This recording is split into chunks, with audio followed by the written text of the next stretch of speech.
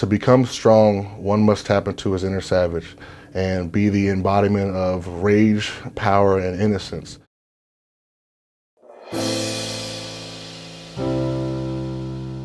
With the cage, I mean, it's almost immediately crowded around, and it's such a highlighted moment for the whole event all day long.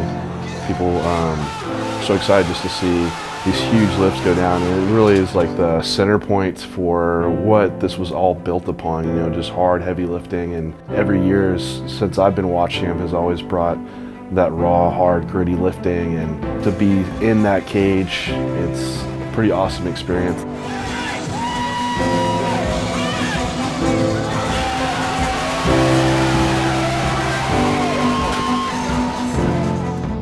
The magnitude of it is once a year where all of our fans kind of come into Columbus, Ohio, and they are looking forward to it. They're like kind of like chomping at the bit to see us lift. But it's not only the lifting exhibitions as well, it's purchasing like the limited edition gear that Animal Pack comes up with, like either it's shirts or, you know, hats and stuff like that.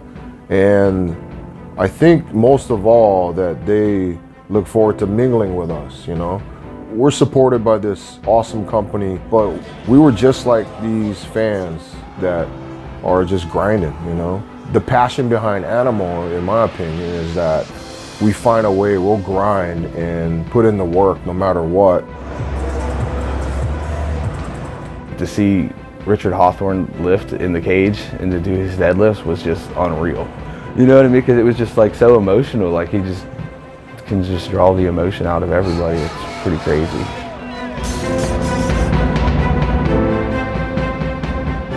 If you ever notice, whenever he did the 600 before he started to tear up. That's kind of how I am, but I don't tear up. It's just it doesn't come out for me like that. But that's kind of how the emotion and energy that I feel like we kind of share in the same sense, because that kind of power and emotion, to be able to use that emotion for your lift, not everybody can do.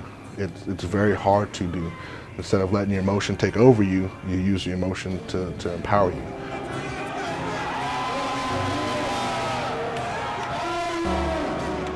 That's the whole process, is just letting go. It's not a control thing. It's just, hey, I got this coming up. I'm doubting myself. I'm kind of scared. Face it, let it go. Whatever happens, happens. And knowing that that moment is about to happen, that's why it comes out. That's why those tears, the passion and all that comes out, is because I know, okay, this is that moment.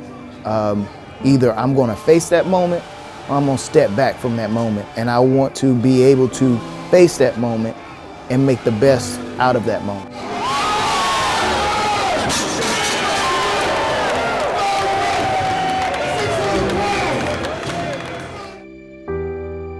Rob is a cool guy. He came to our meet in Boss of Bosses 3. He came out to Boss Barbell Club to do one of the ABC events that we had this year. Yeah, it's definitely cool to see a guy who's just really starting to take off and, you know, kind of come into his own element.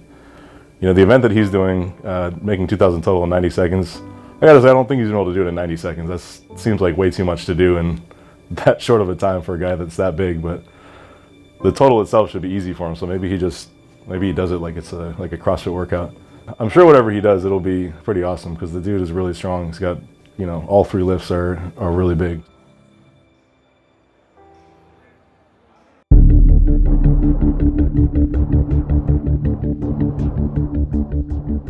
Right before I do a lift, I say the last 30 seconds. There's a thing I like to say is, to become strong, one must tap into his inner savage and be the embodiment of rage, power, and innocence. So beforehand, I get extremely angry. It's usually like the worst pain I've ever felt, but anything that's ever happened bad to me is any struggle, any kind of pain. It's terrible. It hurts. I put all that into like a little ball into my stomach, and it's usually the worst thing that I've ever felt in my life. But the last 10 seconds, I let it all go and become at peace with myself. So I go from just an instant snap of a finger from being the most angry person I could ever be to being the most peaceful. It's all about precision when you're doing weights like that.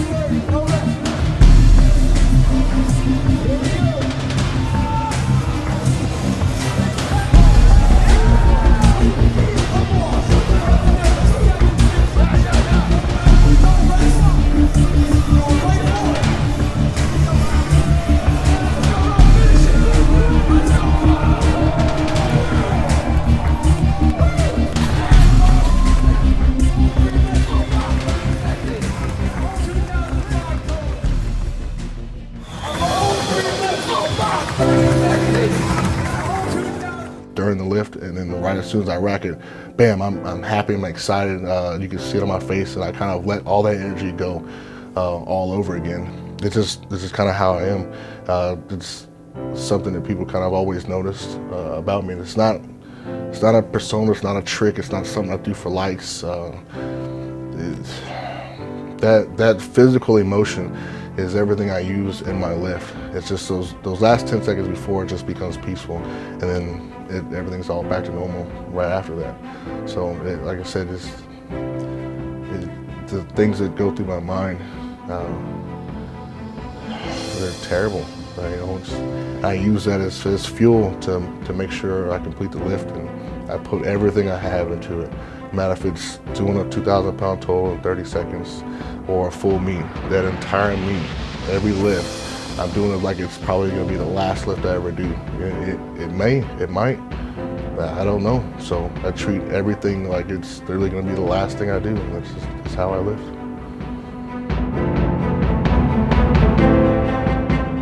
It was the most insane thing I've ever seen, especially right there being a few feet away from it.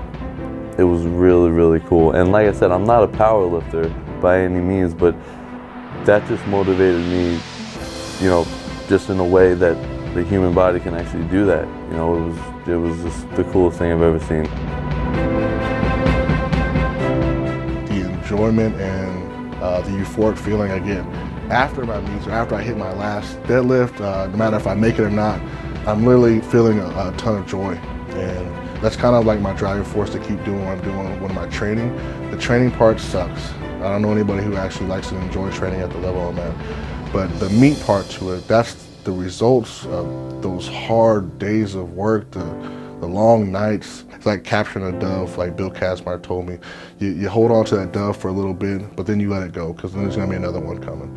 So you get to hold on to that piece for a little bit, and then you let it go and get ready for the next one.